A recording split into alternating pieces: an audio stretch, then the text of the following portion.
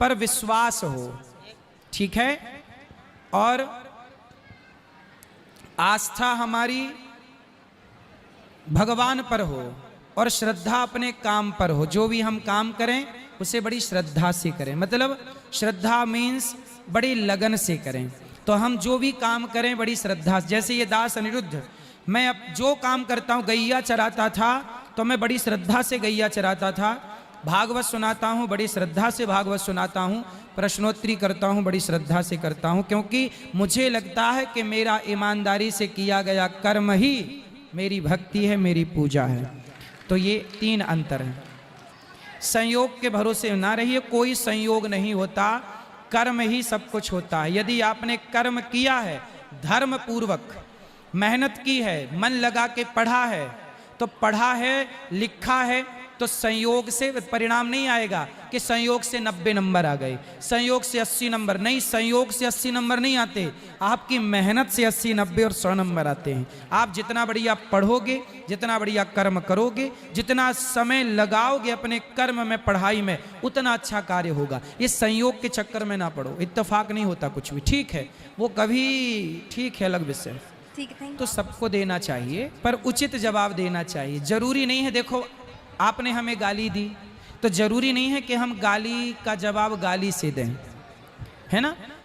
गाली का जवाब मुस्कुरा के भी दिया जा सकता है।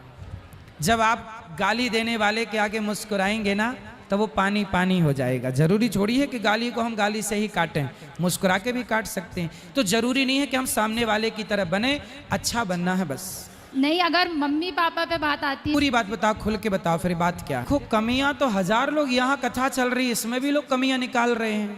तो कमियां किसकी नहीं निकाली गई? सीता माँ की कमियां निकाली गई, राम की कमियां निकाली गई, हमारी निकाली जाएंगी, आपकी निकाली जाएंगी। इसलिए हमें उन लोगों को देखना ही नहीं है। हाँ, हमें पता चल जाए कि हमारी ये कमी है तो हम अपनी कमी ठीक कर ले। निंदक नियरे राखिए, आंगन कुटी छवाए, बिन साबुन पानी बिन निर्मल करत स्वभाव।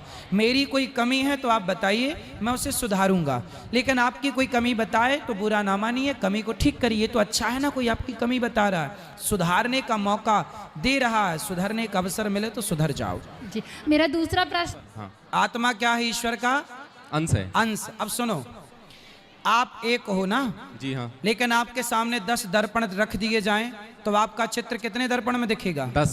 आप 10 हो गए कि नहीं? जी हाँ। 20 दर्पण होंगे तो 20।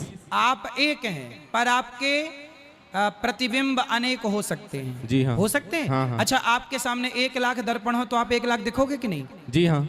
तो आप तो एक हो ना, लेकिन करोड़ों हो सकते हैं। जी। उसी तरह ईश्वर एक है, उसका प्रतिबिंब ही तो आत्मा है। करोड़ों आत्मा हो सकती है ईश्वर की, मतलब ईश्वर के अंश से करोड़ों हो सकती हैं। तो वही है ना प्रतिबिंब। आत्मा क्या? प्रतिबिंब है।